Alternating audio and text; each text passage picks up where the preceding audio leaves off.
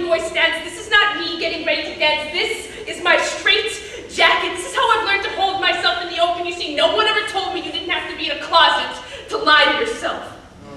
You just have to stand up real straight and smile. I have never been afraid to be open.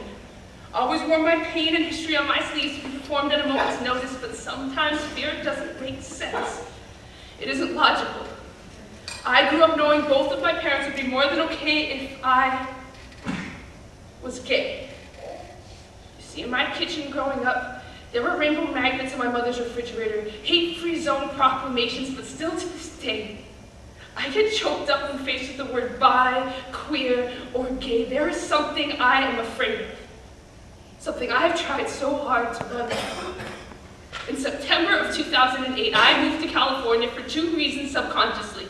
I ran to the city of homosexuality, hoping she'd hold me in the open, but Stanford, she had a way of pushing me back to where I was used to crying.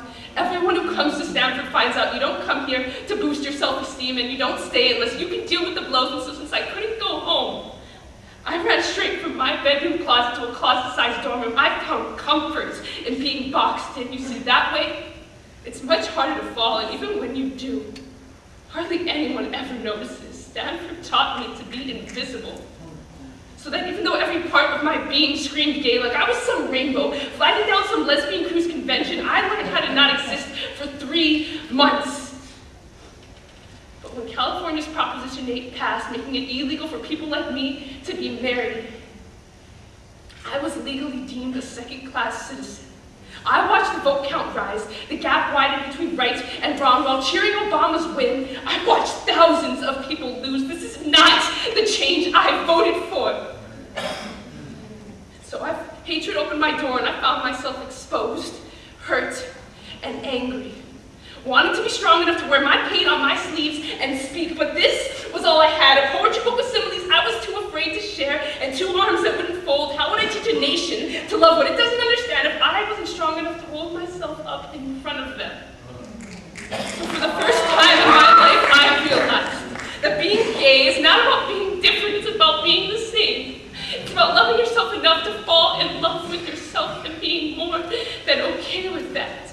I am 18. And though I don't identify with my sexuality, I am no longer afraid to say I find it much easier to fall in love with women than men. And I will love whoever I love without ever trying to justify it again. I will not hide. Because in September of 2008, I moved to California for 2 reasons subconsciously. To find someone to love, and to find someone who could love me. And in 2009, for the first time in my life, I took off my jacket. Voluntarily wrapped my arms around my chest. I found exactly what I was looking for. Myself. I fell in love.